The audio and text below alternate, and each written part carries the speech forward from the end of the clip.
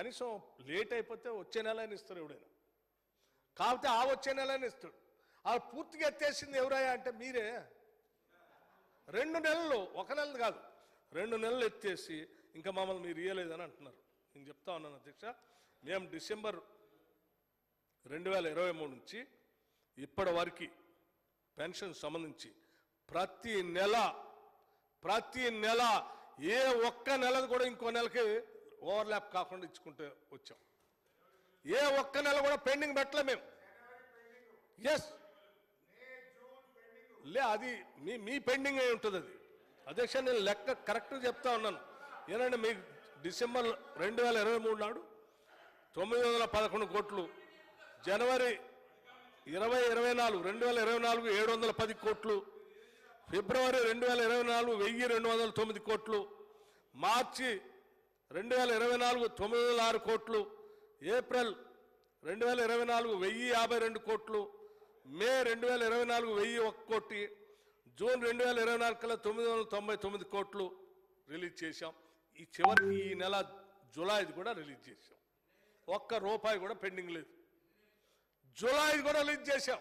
మీలాగా నెలల తరబడి పెండింగ్ పెట్టి అసలు పూర్తిగా లెక్కే లేకుండా వదిలేసి అయిపోయిందే వదిలేసే అనే పరిస్థితులు లేవు. అవ్వని జాగ్రత్తగా కాపాడుతాం, 100% ఇస్తాం, ఏ ఇబ్బంది లేదు సార్ అధ్యక్ష. ఇది నేను అడిగినే చెప్తున్నా అధ్యక్ష ఏం ఇబ్బంది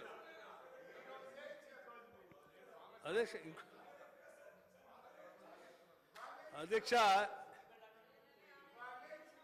ఇంకోటి కూడా అడిగారు మీరు, వాటితో ఏది గ్రాంట్ ఇన్ ఎయిడ్తో పాటు ట్యాక్స్ రెవెన్యూ కూడా ఎట్లా సంపాదిస్తారు అయ్యా. 35,000 కోట్లు ఎట్లా వస్తుంది అయ్యా చెప్తున్నాను అధ్యక్ష. మీ గురించే చెప్తా ఉన్నాను. ఎట్లా వస్తుంది రాబడులు అంటే, ఉదాహరణకు అధ్యక్ష, రాష్ట్రంలో మేమేం పన్నులు వేయం. మీరు అనుకుంటున్నారేమో మేము పన్నులు వేసి ప్రజల మీద భారం వేస్తే మళ్ళీ ఏమైనా వాళ్ళు మాకెళ్ళి వస్తారని ఆశపడుతున్నారు. ఏం అధ్యక్ష, ఆశ పెట్టుకోబాకండి. ఇది ప్రజల ప్రభుత్వం, ప్రజా సంక్షేమం కోసం నిరంతరం పనిచేసే ప్రభుత్వం ఇది అధ్యక్ష. కాకపోతే మేము మీలాగా గాలికి వదిలేయము అడ్మినిస్ట్రేషన్ని. 100% ప్రతి మంత్రి, ముఖ్యమంత్రి గారితో సహా ప్రతి వారం, ప్రతి నెల, అవసరమైతే ప్రతిరోజు ఆ శాఖని రివ్యూ చేస్తూనే ఉంటారు. కావాల్సినటువంటి రెవెన్యూని రాబడుతూనే ఉంటారు. అలా రాబట్టారు. ఉదాహరణ చెప్తున్నా అధ్యక్ష, ఉదాహరణ చెప్తా ఉన్నాను వినండి. కేవలం 3 నెలల్లోనే ఇక్కడే ఉదాహరణ, మేము సివిల్ సప్లై శాఖ ఉన్నారు.